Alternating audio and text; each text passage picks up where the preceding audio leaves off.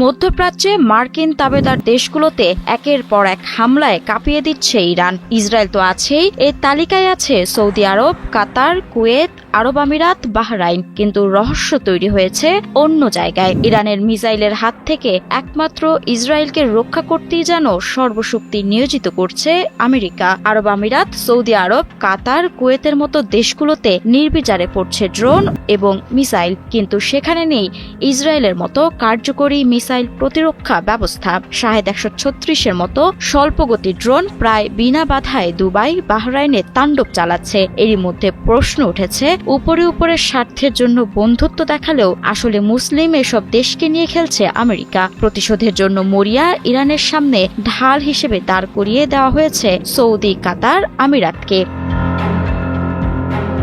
যুদ্ধের বলির পাঠা বানানো হয়েছে আরব রাষ্ট্রগুলোকে। ইরানের বিপ্লবী গার্ড IRGC বলছে, মধ্যপ্রাচ্যের বিভিন্ন দেশে থাকা আমেরিকার অন্তত 27টি ঘাঁটিতে হামলা চালানো হয়েছে, কিন্তু আসল ক্ষতি হচ্ছে সেসব দেশের বেসামরিক স্থাপনা এবং ব্যবস্থা বাণিজ্যে। নিহত হচ্ছে বাংলাদেশের মতো দেশের অভিবাসীরা। তেল গ্যাস বাণিজ্যে মারাত্মক ধস নেমেছে। অপরদিকে ইসরায়েলে ইরানের মিসাইল বৃষ্টি চললেও দেশটিকে রক্ষায় রীতিমতো 3 থেকে 4 স্তরের প্রতিরক্ষা ব্যবস্থা আছে। আমেরিকার সর্বশক্তি দিয়ে রক্ষা করছে ইসরায়েলকে, যেন নেতানিয়াহুর গায়ে ফুলের টোকাও না পড়ে।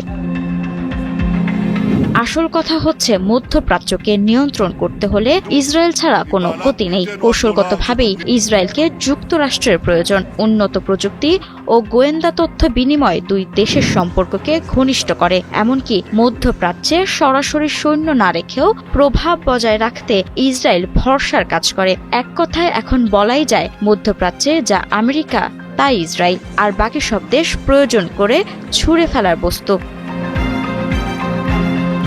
যুক্তরাষ্ট্র ও ইসরায়েলের সম্পর্ককে বিশ্বের অন্যতম ব্যয়বহুল কূটনৈতিক সম্পর্কও বলা যায়। যুক্তরাষ্ট্রে প্রভাব সৃষ্টির জন্য ইসরায়েল যেমন প্রচুর অর্থ ব্যয় করে, তেমনি যুক্তরাষ্ট্রও তাদের বড় অঙ্কের আর্থিক সহায়তা দিয়ে থাকে। তবে এরপরও দুই দেশের মধ্যে একটি গুরুত্বপূর্ণ বাণিজ্যিক সম্পর্ক রয়েছে, যেখান থেকে লাভবান হচ্ছে যুক্তরাষ্ট্র। ইসরায়েলে IT থেকে শুরু করে জ্বালানি, ঔষধ, খাবার, প্রতিরক্ষা এবং সেবা রপ্তানি করে থাকে যুক্তরাষ্ট্র। যুক্তরাষ্ট্রের জন্য ইসরায়েল বেশ গুরুত্বপূর্ণ একটি বাজার। ইরানের নীতি হচ্ছে, নিজেরা ভালো না থাকলে মধ্যপ্রাচ্যে দেশগুলোকে ভালো থাকতে দেবে না। মিসাইল এবং ড্রোন হামলার মাধ্যমে তার প্রমাণও রাখছে তারা। আসলে প্রকৃতপক্ষে ক্ষতি মধ্যপ্রাচ্যে সেসব সুন্নি মুসলিম রাষ্ট্রগুলো যা আমেরিকা ও ইসরায়েলের দাবার চাল হিসেবে ব্যবহৃত হচ্ছে। যা ক্ষতি হওয়ার সৌদি, কাতার, কুয়েত, আমিরাতেরই হবে। হয়তো বহাল তবিয়তেই থাকবে ইসরায়েল আর তার মাস্টার আমেরিকা।